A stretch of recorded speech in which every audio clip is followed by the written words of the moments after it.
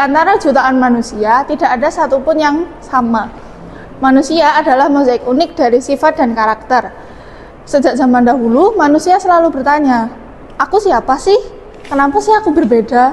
Dan bisakah perbedaan itu diukur, dipahami, atau bahkan diprediksi?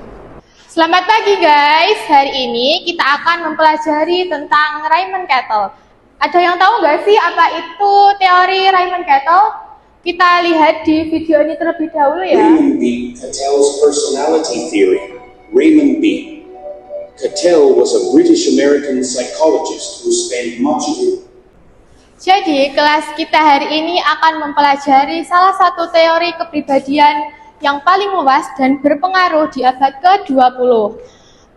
Teori itu adalah 16 faktor kepribadian dari Raymond Cattell. Itu tadi adalah upaya brilian untuk memetakan batin manusia secara ilmiah. Untuk tugas UAS kali ini, kalian akan membuat presentasi kelompok yang nggak hanya menjelaskan teori saja ya, tapi juga ada analisis kepribadian. Diharapkan kalian akan lebih mengenal diri kalian sendiri. Saya akan membagi kelompoknya ya.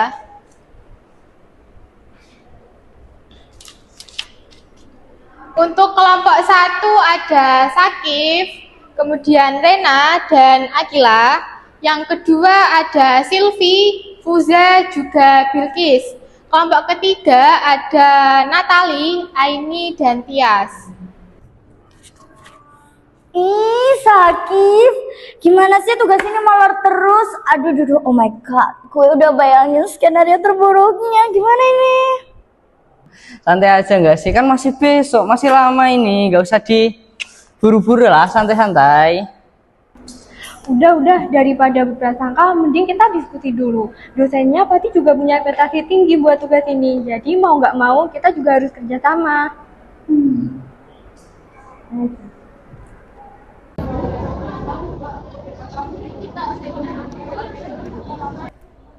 Oke ya guys, jadi gue udah buat kerangka presentasinya nih. Kita ini bakal mulai dari definisi Cattell, terus kita bakal cari alat ukur dalam teori Raymond Cattell. Setelah itu kita cari metode pengumpulan data, oke? Gue langsung bagi tugasnya ya.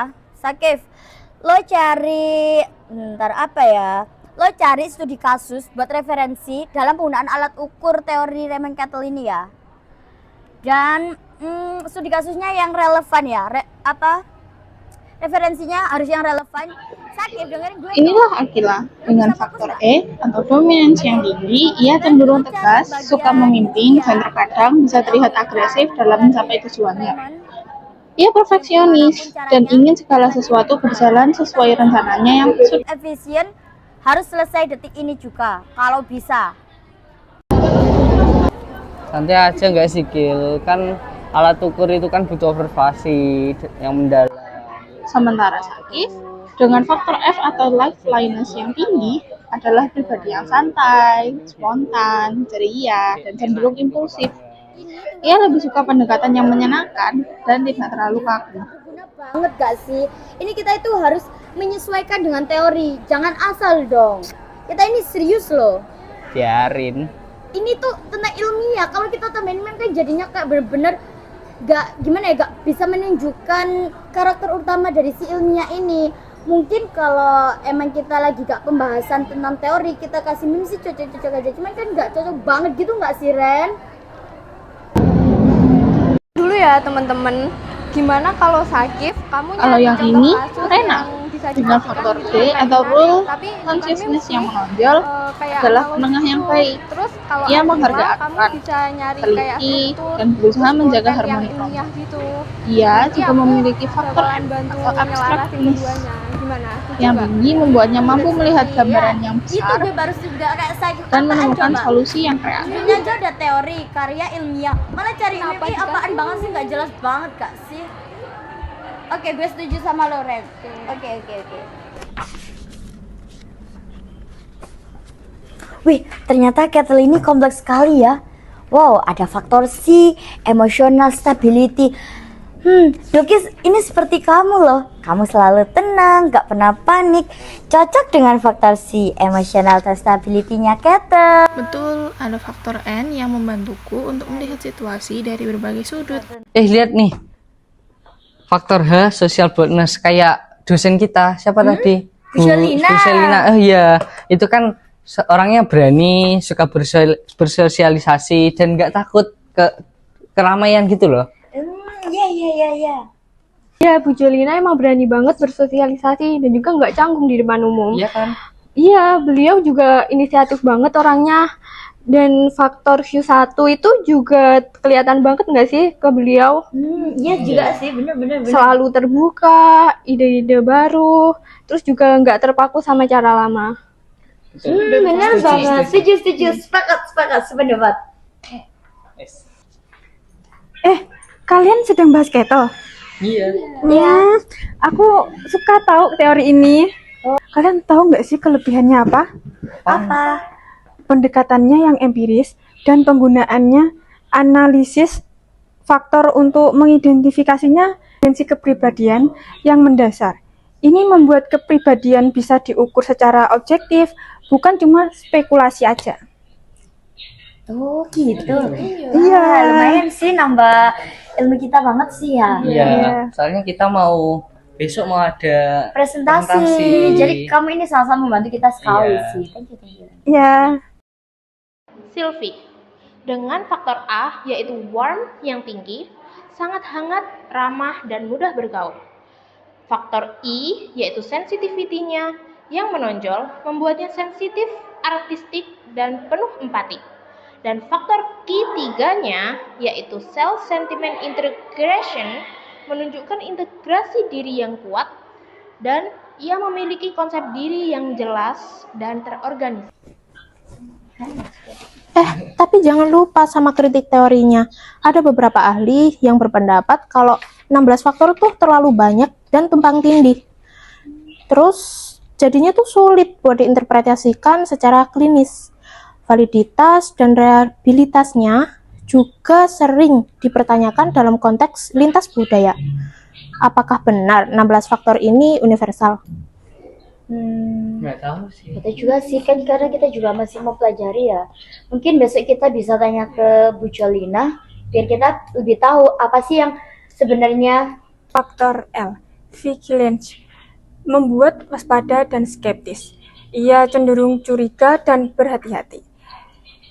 Dan faktor Q4, tension yang tinggi, menunjukkan tingkat ketegangan yang tinggi, seringkali karena perfeksionis atau kecemasan akan ketidakpastian.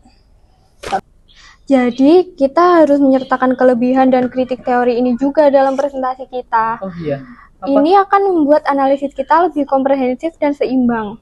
Kita nggak hanya memaparkan, tapi juga mengevaluasi. Oh gitu. Berarti kita harus menambahkan ya. Iya. Oh gitu. Oke. Ingat Sakif, ini bagian kamu loh ya, cari studi kasus. Oke. Rena, dengan faktor M, abstraktness yang tinggi, adalah pemikir abstrak dan imajinatif. Seringkali tenggelam dalam ide-ide. Faktor O, apprehension-nya menunjukkan kecenderungan cemas dan khawatir. Namun, Q2 self-reliance-nya yang tinggi membuatnya mandiri dan mampu mengambil keputusan sendiri tanpa terlalu bergantung pada orang lain. Semoga gue kira teori Ketel itu bakal sesulit itu, ternyata ya. Kita semoga saja besok presentasinya bagus ya. Gimana lu? Udah nyari belum? Untung lah, tinggal besok kita bisa presentasi. Oh my god, akhirnya udah gak kelar ya tugas kita. Ternyata lo gak sesantai yang gue kira ya, Sakif. Gue kira lo itu malah gak punya ide kreatif. Ternyata ide lo banyak dan ternyata gak terpikir oleh gue. Jangan merasa di atas ya. Itu beruntung aja, emang lo nya aja yang pinter. Cuman pembawaan lo aja yang terlalu santai. Dengan pendekatan lo yang spontan sih justru ya buat materi kita itu jadi kayak lebih hidup, lebih nyata banget gitu sih. Ya, semoga besok kita bisalah presentasi dengan baik. Thanks. Dan kamu nggak segala yang aku kira. Gue lo gak galak gak sih, Ren? Apaan sih ini? Bikin dibikin loh. Galak loh, tapi cuma sedikit relaksasi dan kepercayaan. Ternyata di balik perfeksionisme ada keinginan besar yang harus kamu perbaiki. Tuh.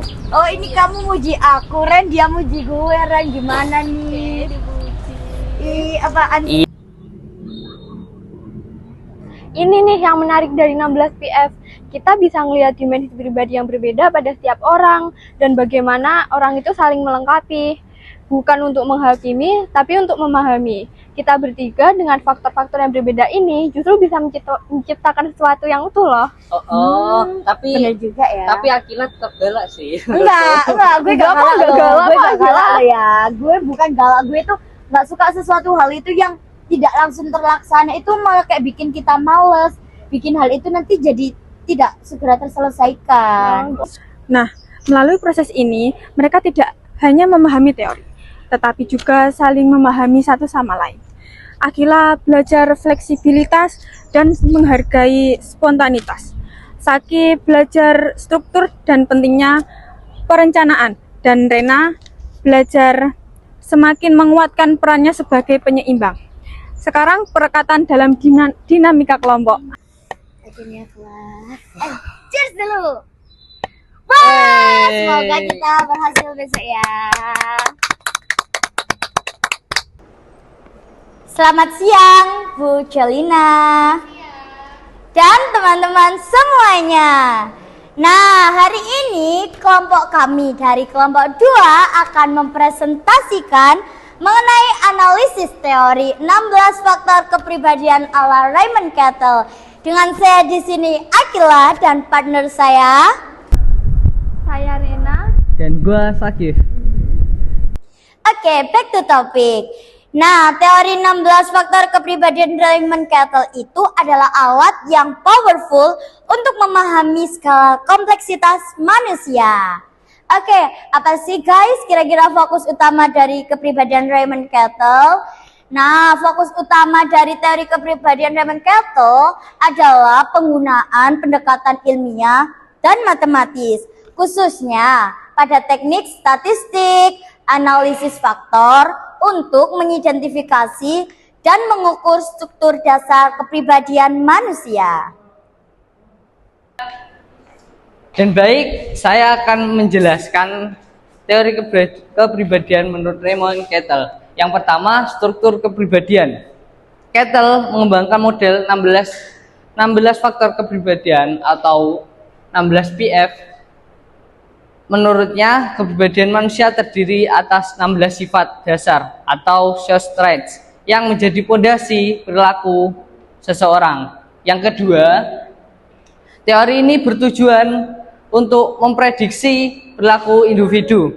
Dengan memahami struktur kepribadian seseorang, kita dapat memperkirakan bagaimana ia akan berpikir, merasakan, dan bertindak dalam berbagai kondisi. Sekarang yang ketiga, sifat dinamis. Cattell juga memiliki sifat dinamis atau motivasi. Ia membagi motivasi menjadi 2, yaitu arc yang merupakan dorongan bawaan seperti rasa lapar atau rasa takut, dan sentimen yaitu motivasi yang terbentuk melalui pengalaman, pembelajaran, dan lingkungan. Yang keempat, kemampuan kognitif. Cattell menjelaskan tentang kemampuan kognitif atau kecerdasan. Ia membedakan kecerdasan menjadi 2 jenis. Yang pertama adalah felt intelligence, yaitu kemampuan berpikir logis dan memecahkan masalah baru tanpa bergantung pada pengalaman sebelumnya. Yang kedua adalah cash intelligence, yaitu kecerdasan yang diperoleh oleh pendidikan, pengalaman, pengetahuan yang ia telah pelajari. Dan selanjutnya akan dijelaskan oleh teman saya.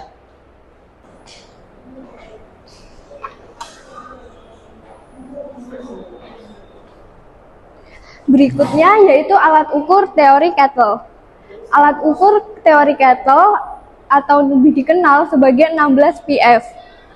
16 faktor kepribadian tes ini mengukur 16 sifat dasar atau sifat sumber yang memengaruhi perilaku seseorang. Dan ini adalah alat ukur teori kepribadian Kettle. Yang pertama ada warm, yaitu pendiam vs ekstrovert. Yang kedua ada reasoning, yaitu konkret vs abstrak. Yang ketiga ada emotional stability, yaitu tegang vs tegang. Yang keempat ada dominance, yaitu tunduk vs paksa. Yang keempat ada liveliness, yaitu terkendali vs spontan. Yang keempat ada rule consciousness, yaitu tidak patut vs patut. Selanjutnya yaitu ada social boldness, yaitu pemalu vs tanpa hambatan. Selanjutnya ada sensitivity, yaitu berpikir keras vs berhati lembut. Yang keempat ada vigilance, yaitu percaya vs curiga. Selanjutnya ada abstractness, yaitu praktis vs imajinatif. Lalu ada privateness, yaitu terbuka vs bijaksana. Ada apprehension, yaitu percaya vs khawatir. Lalu openness to change, yaitu terikat family vs fleksibel. Lalu self-reliance, yaitu bergantung vs mandiri. Dan perfeksionis, yaitu tidak disiplin vs terkendali.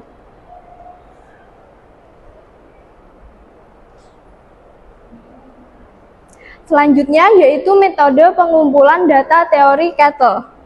Metode pengumpulan data untuk menyusun teks ini, Kettle menggunakan 3 jenis data. Yang pertama L-data, yaitu catatan perilaku sehari-hari seperti nilai sekolah atau status perkawinan. Yang kedua ada Q-data, yaitu respon terhadap kuesioner diri sendiri. Inilah dasar 16 PF. Dan yang terakhir ada T-data, yaitu data dari teks objektif di laboratorium. Dan itu tadi penjelasan dari kita bertiga. Mungkin teman-teman kalau ada yang bertanya, kita akan membuka sesi Q&A. Mungkin teman-teman ada yang mau bertanya? Saya. Langsung aja Mbak Silvi ajukan pertanyaan. Bertanya, jadi mengapa sih setiap orang itu memiliki kepribadian yang berbeda menurut Kettle? Nah, jadi Mbak Silvi tadi bertanya mengapa setiap orang memiliki kepribadian yang berbeda. Jadi karena setiap individu memiliki kombinasi trait yang berbeda, sehingga pola perilaku dan kepribadian setiap orang itu menjadi unik. Dan selanjutnya Mbak Fuza, silahkan. Izin bertanya, apa sih kelebihan dan kelemahannya teori Kettle itu? Baik, di sini saya akan menjawab pertanyaan dari Mbak Fuza. Tadi kan pertanyaannya, apa kelebihan dan kelemahan teori Kettle?